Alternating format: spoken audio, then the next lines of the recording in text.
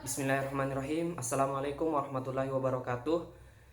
Eh, Perkenalkan, nama saya Muhammad Taufik Umar dengan NIM N0112211091 dari Fakultas Farmasi. Dan pertama-tama marilah kita panjatkan puji dan puji syukur atas kehadirat Allah Subhanahu wa taala yang telah memberikan kita kesempatan, dan tak lupa kita kirimkan salawat serta salam atas junjungan Nabi besar kita Rasulullah Muhammad Sallallahu Alaihi Wasallam. Adapun video ini bertujuan untuk memenuhi ujian akhir dari mata kuliah Pendidikan Agama Islam. Dan di sini saya akan memaparkan 11 materi yang telah dipaparkan dan dipresentasikan teman-teman, yaitu yang pertama ada konsep ketuhanan dalam Islam.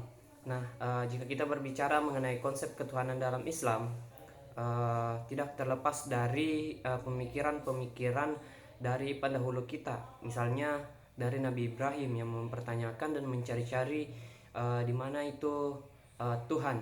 Dan jika kita mencari di mana itu Tuhan, maka yang ada di sekitar kita itu merupakan cahaya dari Tuhan.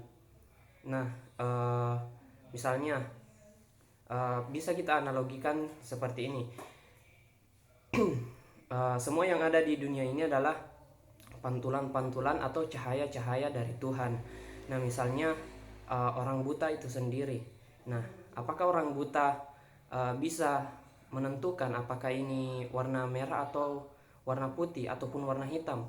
Nah, pasti orang buta tidak dapat membedakan karena tidak dapat membandingkan. Nah, maka dari situ kita dapat mengetahui bahwa Tuhan itu karena tidak ada perbandingannya, maka tidak ada bandingannya, maka kita tidak bisa melihat di mana itu Tuhan jika kita mempertanyakan di mana itu Tuhan. Dan untuk materi selanjutnya yaitu mengenai tentang agama Islam. Nah, seperti kita ketahui bahwa agama Islam sendiri di sini meyakini adanya Tuhan, yaitu Allah Subhanahu wa taala yang Maha Esa, yang artinya satu atau tunggal. Nah, dalam agama Islam sendiri banyak diatur mengenai tentang kehidupan kita dari bangun tidur hingga tidur kembali, sehingga agama Islam sendiri di sini bisa dikatakan sebagai agama, dan banyak pendapat-pendapat juga mengatakan bahwa agama Islam merupakan agama yang sempurna yang ada di muka bumi ini. Bukan berarti bahwa agama-agama yang lain itu tidak sempurna, tetapi agama Islam lah yang mempunyai ajaran-ajaran yang dimana ajaran-ajarannya itu bisa kita buktikan dalam Al-Quran, dan dalam Al-Quran itu dapat dibuktikan juga di dalam ilmu pengetahuan atau sains. Misalnya kita dianjurkan untuk tidur menghadap ke kanan.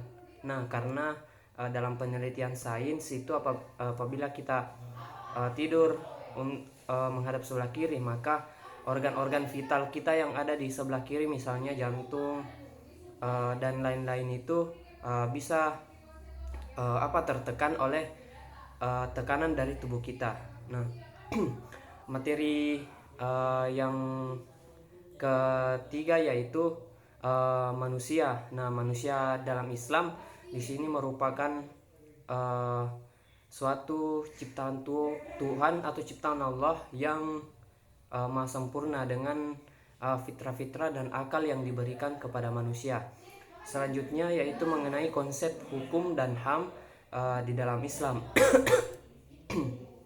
Nah, konsep hukum dan HAM dalam Islam yaitu merupakan konsep yang dimana agama Islam itu sendiri mengatur mengenai tentang hukum atau perilaku-perilaku manusia dan juga hak asasi manusia, yang dimana di sini hak asasi manusia yaitu dimana manusia mempunyai hak dan juga kewajiban. Nah, jika kewajiban itu sendiri terpenuhi, maka haknya juga itu dapat terrealisasikan. Nah, dalam hak asasi manusia sendiri itu sudah ada sejak manusia dilahirkan, dan hak asasi manusia ini sendiri melekat pada diri manusia dari lahir hingga meninggal atau berpindah ke alam kubur. Nah, selanjutnya mengenai tentang etika, moral, dan akhlak. Nah, di sini ada 3 pembahasan, yaitu mengenai etika, moral, dan akhlak.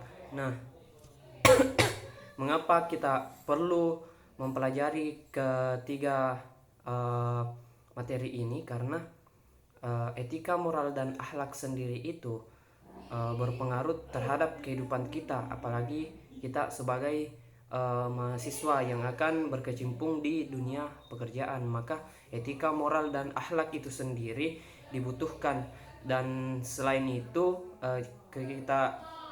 kita memiliki etika, moral, dan akhlak yang baik, maka itu kita bisa bermanfaat bagi diri kita sendiri, bagi orang lain, bagi bangsa, dan bagi agama kita sendiri. Nah, dari sini juga saya pernah mendapatkan kutipan, yaitu sebaik-baik manusia adalah manusia yang bermanfaat bagi sesama. Khairun nas anfa'uhum linnas. Nah, maka dari itu pentingnya etika, moral, dan akhlak untuk dipelajari dan ditanamkan pada diri kita, yaitu untuk diri kita sendiri, untuk orang lain, dan untuk kehidupan manusia atau kehidupan orang banyak. Nah, selanjutnya mengenai tentang ipteks dalam Islam. Nah, seperti kita ketahui sendiri bahwa ipteks merupakan ilmu pengetahuan dan teknologi yang sedang berkembang sekarang. Nah, apa pengaruhnya dalam Islam? Yaitu banyak pengaruh-pengaruh negatif dalam ilmu pengetahuan dan teknologi yang sedang berkembang sekarang, yang dimana itu ilmu pengetahuan sendiri bisa membuktikan atau menyebarkan hal-hal yang bisa bertentangan dengan Islam dan membuktikan kesalahan-kesalahan agama Islam. Nah, dengan berkembangnya ilmu pengetahuan dan teknologi juga dapat berpengaruh pada kehidupan moral kita, yang dimana moral kita bisa terpengaruh dengan adanya penemuan-penemuan ini yang berusaha untuk menundukkan Islam. Dan adapun sisi baik dari ilmu pengetahuan dan teknologi, yaitu kehidupan manusia bisa lebih mudah, karena teknologi itu sendiri bisa membantu manusia untuk menyelesaikan masalahnya dalam kehidupan sehari-hari. Nah, selanjutnya mengenai kerukunan antar umat beragama. Nah, kerukunan sendiri di sini berpengaruh dapat kita kaitkan dengan toleransi.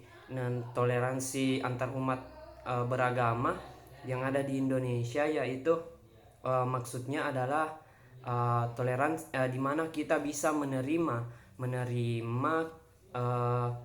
keberadaan dari agama-agama orang lain. Dan di Indonesia dari data yang didapatkan itu masih terbilang kurang dalam toleransi antar umat beragama. Kenapa? Karena masih banyak diskriminasi atau bentrok-bentrok, bahkan di media sosial saling menjelek-jelekan. Maka dari itu toleransi sangat dibutuhkan dalam kehidupan kita, apalagi antar umat beragama. Selanjutnya yaitu mengenai tentang komunitas sosial masyarakat. Nah, Islam tidak melarang kita untuk berkomunitas. Yang penting komunitas yang kita bangun itu adalah komunitas yang baik dan bermanfaat serta mengarah ke hal yang positif. Karena apa gunanya komunitas jika tidak bermanfaat untuk orang-orang lain? Karena esensi dari komunitas sosial itu sendiri untuk membantu saudara kita yang sedang membutuhkan bantuan. Selanjutnya mengenai tentang kebudayaan Islam. Nah, dalam kebudayaan Islam ini sendiri, kebudayaan Islam sangat erat kaitannya dengan kebudayaan yang ada di negeri Arab. Nah, awal mulanya kebudayaan Islam itu berasal dari tanah Arab dan menyebar luas termasuk ke Indonesia.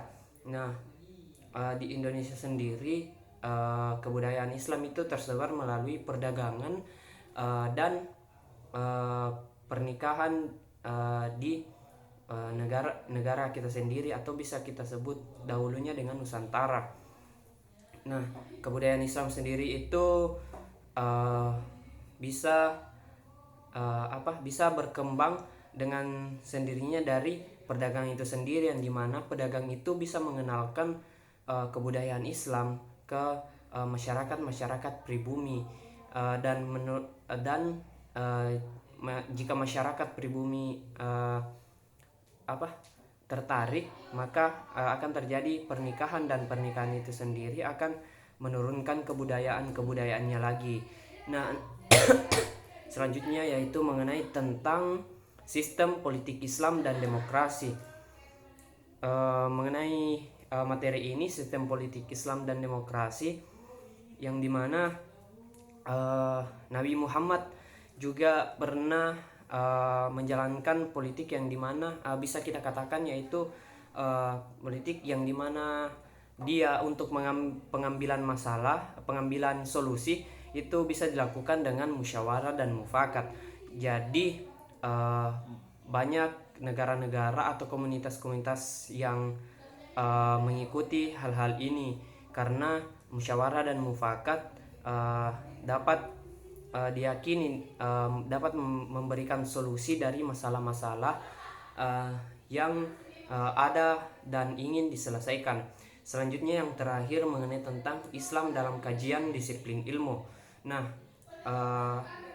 ada kaitannya dengan ipteks tadi, tetapi di sini berbicara tentang disiplin ilmu, baik itu ilmu di bidang pendidikan, ekonomi, sosial dan budaya, dan juga politik. Nah, mengapa kita harus mengkaitkan dengan Islam dengan disiplin ilmu? Karena jika kita mempunyai ilmu tetapi tidak mempunyai kemampuan untuk beragama, dan kita juga tidak bisa beragama tetapi tidak berilmu, maka dari itu maka erat kaitannya antara Islam dengan disiplin ilmu. Mungkin cukup yang bisa saya paparkan dalam video ini. Kurang dan lebihnya mohon dimaafkan. Wabillahi taufiq wal hidayah. Wassalamualaikum warahmatullahi wabarakatuh.